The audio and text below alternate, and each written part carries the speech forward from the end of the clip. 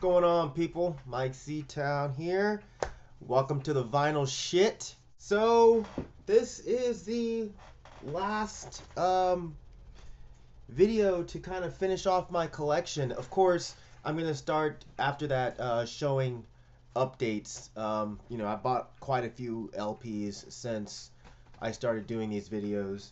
I may do a video after that showing off. I have a few 10 inches I can show. I have a whole lot of 7 inches. I'm not sure if I'm going to show those or not. Those might not be that interesting to most people. They're mostly like old punk and hardcore 7 inches. But yeah, let's go ahead and get through this one, and then I'll figure out after that what I'm going to do next.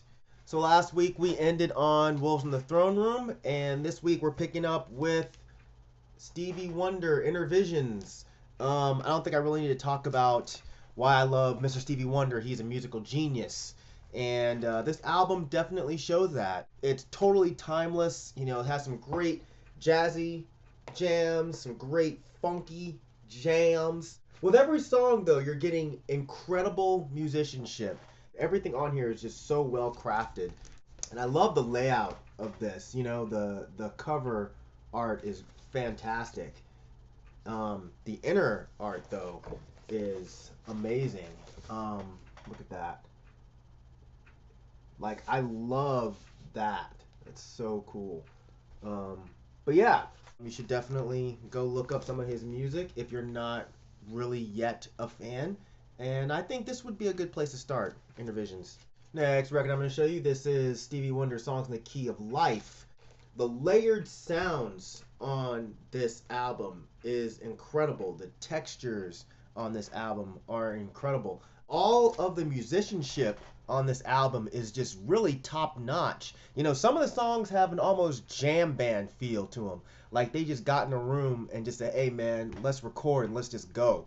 Then you have songs, of course, like Sir Duke that are just extremely polished and well thought out and well put together. I'd probably recommend this over Innervisions for someone that's brand new to Stevie Wonder. Maybe. I don't know. But either way, this is a cool record. Here is the front cover, back cover. It's not that interesting, but the inside's pretty cool. Next record I'm going to show you, this is Stevie Wonder, Hotter Than July. While this is a great record, the songs don't really resonate with me as much as the albums before this. It actually sounds really dated. You know, a lot of it just sounds like really boring dance jams. Like, you know, I ain't gonna stand for it. It's cool to own, but honestly, I never feel like putting this record on. You know, it is what it is. Next record I'm going to show you, this is Stevie Wonder, In Square Circle. This is still 80s sounding, but I like it a lot more than Hotter Than July. The sound was just a lot deeper to me. The songs were better written. They sounded better. It always reminds me of Beverly Hills Cop. I'm not sure why. I don't even know if any of these songs were on the Beverly Hills Cop soundtrack, but I don't know. One of these days I need to check that out. It's still dancey, but it's more of a sexy dance. Like Hotter Than July is, you know, I ain't gonna stand for it. And this, you get them songs that are like, you know, part-time lover, that get your girl freaky in the mood type shit. Rose petals on the bed with a bottle of wine and some candles, slow-mo sex type shit. Y'all know what I'm talking about. Y'all know. Here is the front cover. Kind of weird inside cover. I don't know how much control Stevie really had on his own album art for obvious reasons.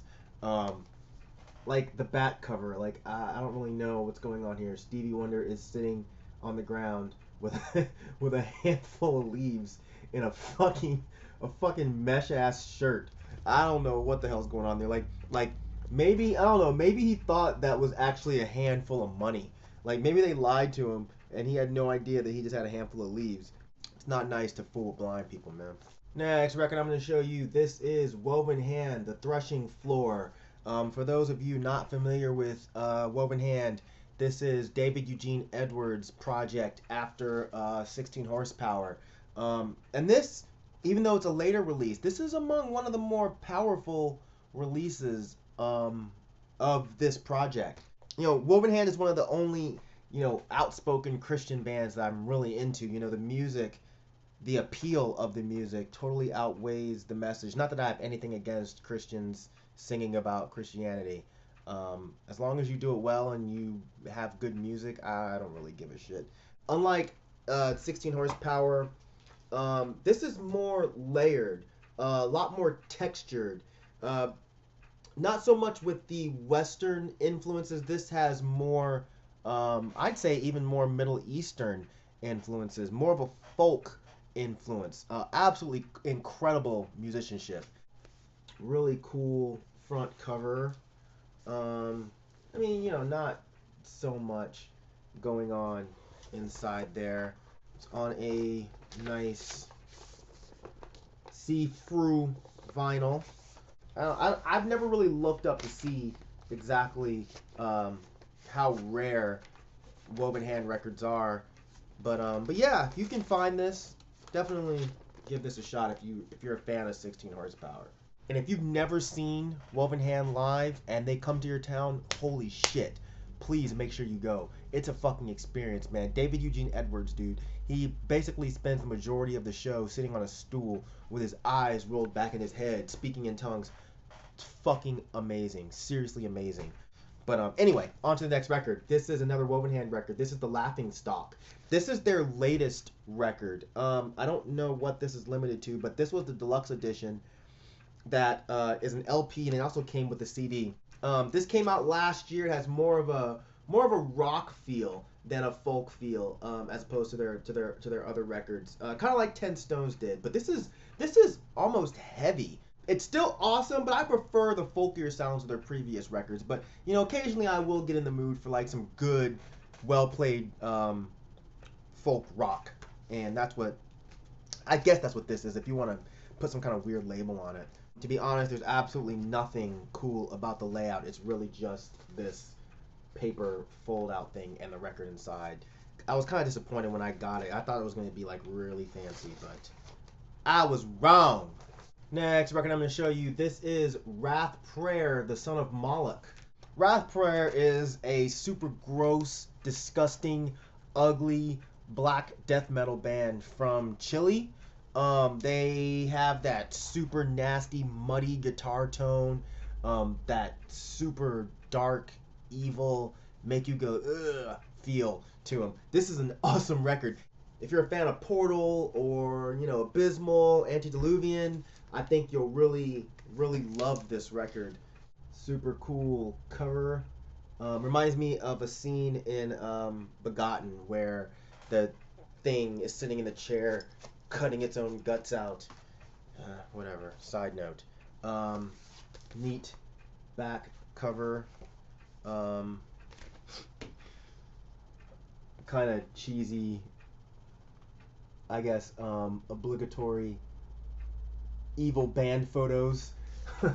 Comes with this nice poster that I've not hung up, of course, because I don't really hang up posters anymore because I'm not a 16-year-old kid.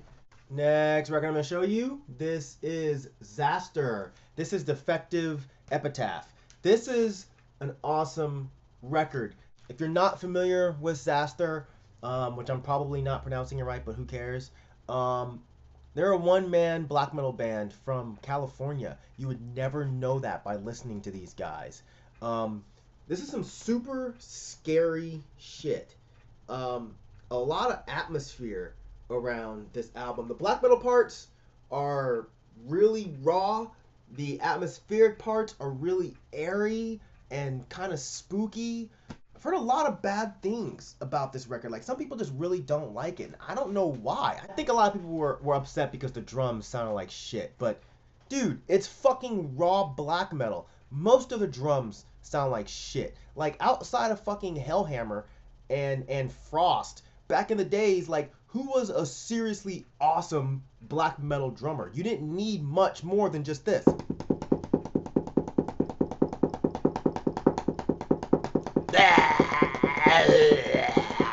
That was good enough. So I don't get the complaint. You know, if you want to go listen to fucking amazing drumming, go fucking put on Cradle of Filth or Demi Borgir, you fucking dorks.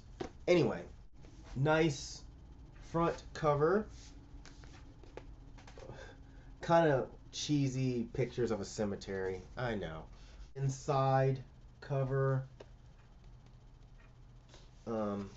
If you're a fan of like good raw gross black metal, you know, Judas Iscariot, Vlad Tepes, Iljarn, Moonblood, Black Funeral, any of that stuff, then you should definitely give Xasthur a chance, because this is a great record. A lot of ambience, like I said, to this. I think the keyboards kind of throw people off a little bit. They're actually done well. They're not cheesy and corny and carnival sounding. They really add an awesome atmosphere to the music. So yeah.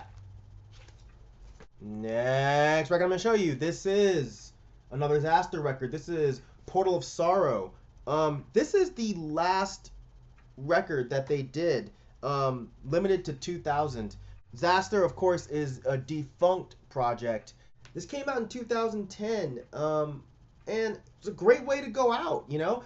There's a lot of passion, a lot of emotion on this record, you know? Again, Xasthur's not your average black metal band. He puts a lot of texture and layers into his music, and if you're not tuning your ears to hear that, you're gonna miss out on a lot. You know, you might just put this on and be like, oh, this sounds like a bunch of noise, but really listen, man, there's a lot going on in this record. It's super atmospheric, but it's still super dark. But yeah, this is awesome. Pretty rad little metal cover.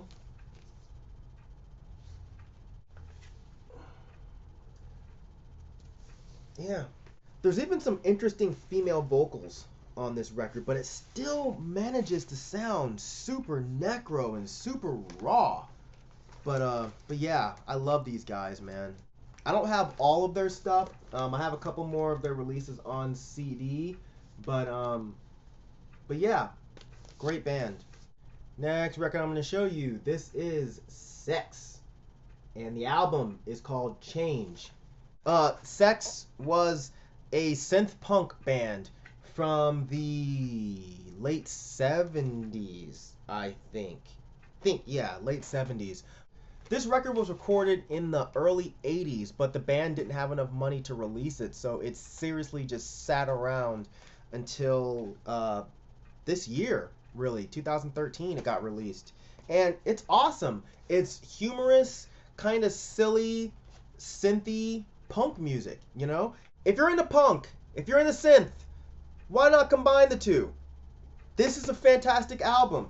I mean, with songs like Fast Food, Fun in the Sun, you know, Dance for the Limbless. It's awesome. This also came with a DVD of a live Xex performance. That was especially cool because I've always wondered kind of what these dudes look like. But when you when you watch the video, I don't know, man. These guys all have ridiculous porn stashes, like serious ones, you know. And the girls all look like American Apparel models, and they're like doing the silly white girl dance, you know how they do. It looks like it's the beginning of a porn. Like at any moment, they're gonna walk away from their their instruments and go in the back and just seriously get to Harry Bush in it. You know what I'm saying? But yeah, this is a cool record. Next record I'm gonna show you. This is Exoskeleton's Bored by Heaven. This is their super limited LP. I think it was limited to like 100 copies. But your boy got one because I'm tight like that, motherfucker. This was the noisy synth punk band with Wes Isold from American Nightmare, Cold Cave. Also had Chauncey Johnson. I believe Sean Martin from Hatebreed. I think he played on this as well. Picture a more punk rock Locust, and I think you have Exoskeletons. Instead of like crazy drums and super, heavy guitars, it's mostly synths and drum machines. But it's rad. It's seriously rad. There's also a feature from Cage on here, which is pretty cool. I think this album is awesome. Unfortunately, they didn't really put out anything else besides this and a 7-inch. There's not a lot that really comes with this record, just a couple torn pages of the Bible with XO stamped on them. Yeah, that's pretty much it. But yeah, this is still a pretty cool record. I kind of doubt you'll be able to find this nowadays, but I'm sure you can go find like a download or something of it. They may have even been offering a free download of this, so go look around for this because this is actually fantastic. Next record I'm going to show you, this is Yak Ballz. This is the Freakshow 12-inch. This was classic Def Jux. Freakshow was definitely one of the best beats that Yak Ballz ever went over, and he's nice as shit on this album. If you don't know Yak Ballz, he's one of the most underrated MCs with one of the worst names in history. This record was one of, I want to say it was one of the first releases that he did. It also has For the Critics and Rain. Rain is also a super dope track. But yeah, like I said, classic Def Jux. If you can track this down, please do so, because it's awesome. If you're a fan of, I don't know, maybe Hell's Winter, Era Cage, then I think you'd be really into Yak Ballz. He was part of the whole Weatherman crew with LP, Kamuteo, Tame One, and Cage. So yeah, pick this shit up, man, if you can. It's awesome. And the last record that I'm going to show you in this edition of the Vinyl Shit, this is Youth of Today, Can't Close My Eyes. It's funny to end this on a record that really got me into music. This was one of the first punk bands I ever heard. I got this on cassette. I don't remember where I got it, but I got this on cassette, and I used this cassette to test out the tape deck of my first car. I remember driving around my neighborhood, 16 years old, listening to Expectations in my shitty ass tape deck and just thinking I was the coolest motherfucker in town. This was one of the first hardcore bands that I ever got into. This was one of the bands that led me into straight edge. I would not be the person I am now without, I feel, seriously, without this. Through straight edge, I was led into veganism, and through punk and hardcore, I was just led into all different directions of music and exposed to so many different things. And God, I mean, I know it sounds mushy and lame, but yeah, I owe a lot to this album and this era of my life. But yeah, this is great old school hardcore punk, straight edge hardcore punk. They had an awesome, grindy, super fast sound. This was their first release, originally released in 1985, I want to say. I know it was released on Kevin's second label. I don't remember the name of the label, though. Positive Records, I think. Either way, along with groups like Bold and Straight Ahead and Judge and Warzone and all those other bands, man, like, these guys, dude, they were so important to me. And they're still important to me. But anyway, this is an awesome record. If you're into punk rock, if you're into fast punk rock, I think you should definitely listen to this. Should I go ahead and make the really lame joke about how the last song is called Standing Hard and it totally looks like Ray Capo's sucking a dick, or a dick wrapped in a Rolo wrapper? I mean, I did it. I fucking did it. I went there. I mean, hey, what you gonna do? It's my video. What you gonna do? Turn this shit off. Fuck y'all. Anyway, that's it. I don't know. I guess I will either show my 10 inches, my 10-inch records next time, or I'll start showing updates that I bought while doing these vinyl videos next time. I'm not sure yet. I'm still trying to figure out which one to do first. But anyway, yeah, as usual, thank you for living, thank you for loving, thank you for being you, and I will see you guys next time. Bye. Peace, bitches.